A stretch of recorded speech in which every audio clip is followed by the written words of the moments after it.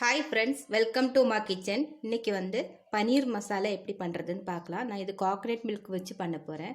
இதுக்கு நான் இங்கே பன்னீர் எடுத்து வச்சுருக்கேங்க. 1 கப்பு, 2 பெரிய வெங்காயம், 3 பச்சை மிளகாய், ஒரு 5 பூண்டு இது க்ரஷ் பண்ணுறதுக்காக வச்சுருக்கிறேன். தாளிக்கிறதுக்கு பே லீஃபு, 1 ஏலக்காய், ஜீரகம் 1/2 டீஸ்பூன் ஜீரகம் தாளிக்கிறதுக்கு, 2 தக்காளி. அப்புறம் இதுக்கு போடுற மசாலா இதில் 1 டீஸ்பூன் மல்லித்தூள் வச்சுக்கோங்க, ஒரு 1/4 டீஸ்பூன் வெறும் மிளகாத்தூள் வச்சுருக்கோங்க, மஞ்சத்தூள் ஒரு 1/2 டீஸ்பூனு, கரம் மசாலா தூள் ஒரு 1/2 டீஸ்பூன் வச்சுருக்கோங்க. இது கெட்டி தேங்காய் பாலுங்க. இது ஒரு மூடி எடுத்து தேங்காய் பால் எடுத்து வச்சுருக்கிறேன். ஃபஸ்ட்டு இதை க்ரஷ் பண்ணிடலாம். அப்புறம் இது ரெண்டையும் நல்லா விழுதாக அரைச்சிடலாம். தக்காளியும் வெங்காயத்தையும் அரைச்சிடலாம். இது ரெண்டும் பண்ணிவிட்டு உங்களுக்கு நான் எப்படி பண்ணுறதுன்னு காமிக்கிறேங்க. ஃப்ரெண்ட்ஸ், ஒரு பேன் வச்சுருக்கேங்க. இதில் கொஞ்சோண்டு ஒரு டீஸ்பூன் ஆயில் ஊற்றிடலாம். ஆயிலுக்கு பதிலாக நீங்கள் பட்டர் கூட ஆட் பண்ணிக்கலாம். இதில் லைட்டாக அந்த பன்னீர் ஃப்ரை பண்ணிடலாம்.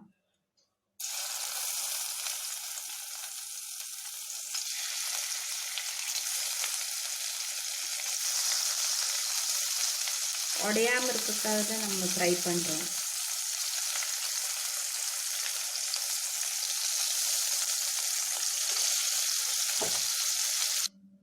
ஃப்ரெண்ட்ஸ், ஒரு பேன் வச்சுருக்கேங்க. இதில் ஒரு ஏலக்காய், எண்ணெய் ஊற்றிருக்கிறேன். 1 டேபிள் ஸ்பூன் அளவுக்கு, ஒரு பே லீஃப் ஆட் பண்ணிக்கலாம்.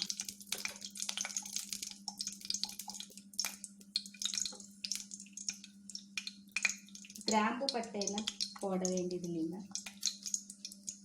இதில் ஒரு 1/2 டீஸ்பூன் அளவுக்கு ஜீரகம் ஆட் பண்ணிக்கலாம்.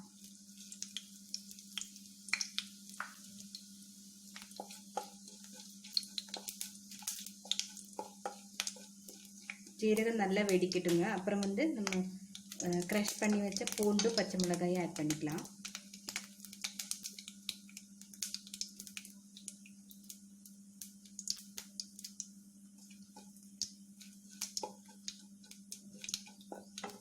இப்போ இதை ஆட் பண்ணிக்கலாம். பூண்டு பச்சை மிளகாய் இதோட ரோஸ் ஸ்மெல் போட்டு அது வரைக்கும் ஃப்ரை பண்ணிடலாம்.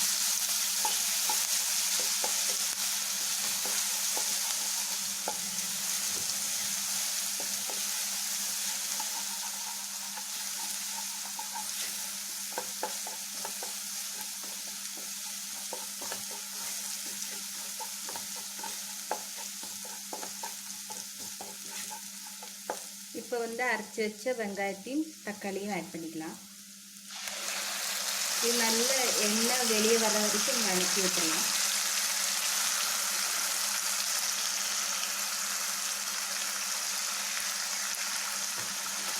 நல்ல மணம் வருதுங்க.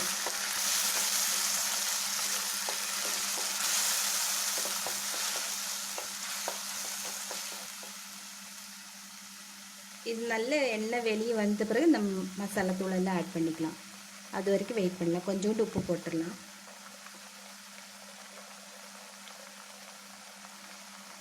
தேவையான அளவு உப்பு போட்டுடலாம். குழம்புக்கு தேவையான அளவு. இதை மூடி வச்சுக்கலாம். எண்ணெய் பிரிஞ்சு வரட்டும். அது வரைக்கும் நல்லா வணக்கி விட்டுடலாம். ஃப்ரெண்ட்ஸ், இப்போ இது நல்லா வணங்கிடுச்சு. நடுவில் நான் கொஞ்சம் கொஞ்சம் தண்ணி ஊற்றினேன். ஏன்னா அது அடி பிடிக்கக்கூடாதுன்னு சொல்லிட்டு எண்ணெய் நம்மளுக்கு வெளியே வரணும். அதனால் கொஞ்சம் கொஞ்சம் தண்ணி ஊற்றி நல்லா ஃப்ரை பண்ணுங்க. நல்லா ஃப்ரை ஆகி வெளியே எண்ணெய் வந்தால் தான் அது நல்ல டேஸ்ட்டாக இருக்கும்.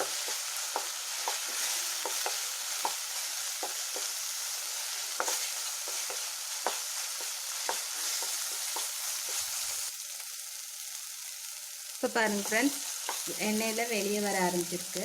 இந்த மசாலா ஸ்லிம் பண்ணிவிட்டு மசாலா தூள் போட்டுடலாம். மிளகாத்தூள், கரம் மசாலா, மல்லித்தூள், மஞ்சத்தூள் போட்டுடலாம்.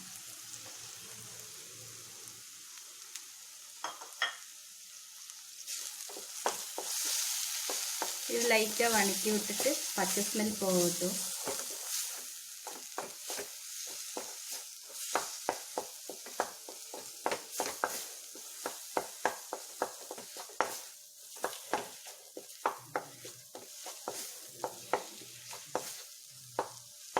இப்போ இதில் வந்து ரெண்டாவது பால் இது ஊற்றிடலாம்.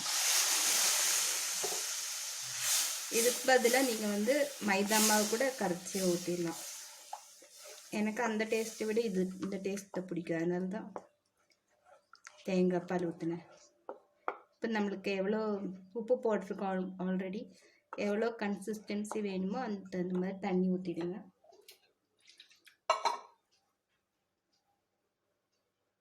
இது கொஞ்சம் பாயில் ஆகட்டும்.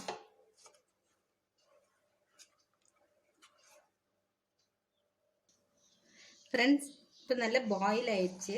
இப்போ இதில் வந்து பன்னீர் ஆட் பண்ணி ஒரு 5 நிமிஷம் கொதிக்க வச்சிடலாம். எனக்கு கொஞ்சம் உடஞ்சிருக்கு, பரவாயில்ல.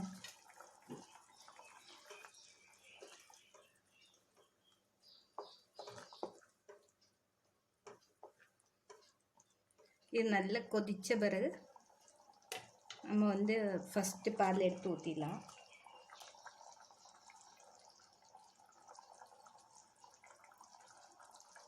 நல்லா கொதிக்கட்டும். நல்ல பபிள்ஸ் வந்துச்சு. இப்போ வந்து ஃபஸ்ட்டு பால் ஊற்றிடலாம்.